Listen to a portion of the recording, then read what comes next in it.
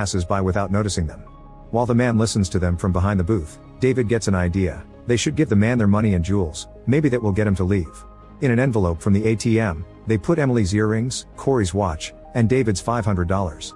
Then David comes out, showing he means no harm, and throws the envelope toward the man, begging him to let them go.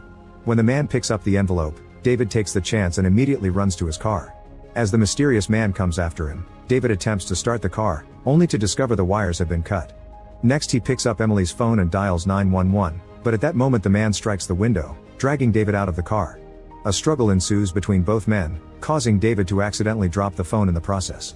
Since the mysterious guy is grabbing him by the jacket, David takes it off and runs back into the booth. To their surprise, the man doesn't chase after him. Instead, he grabs Emily's phone and throws it into the car trunk with the envelope.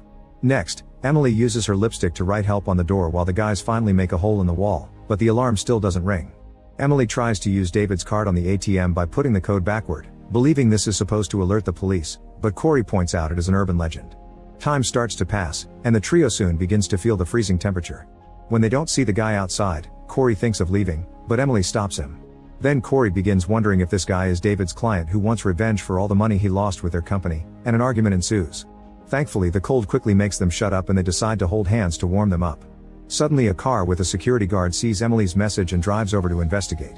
As the guard approaches the booth, the trio tries to warn him about the killer and beg him to call the police. Unfortunately, the guard barely can take 2 steps before the mysterious man appears next to him and beats him to death with a tire iron.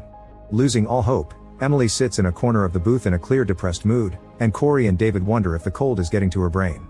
At that moment, the man enters the booth, so David and Corey immediately begin to fight him before he can hurt them. The 3 men fall to the floor in a fierce struggle, and David suddenly sees some wire hanging from the ATM, which he grabs and uses to strangle the mysterious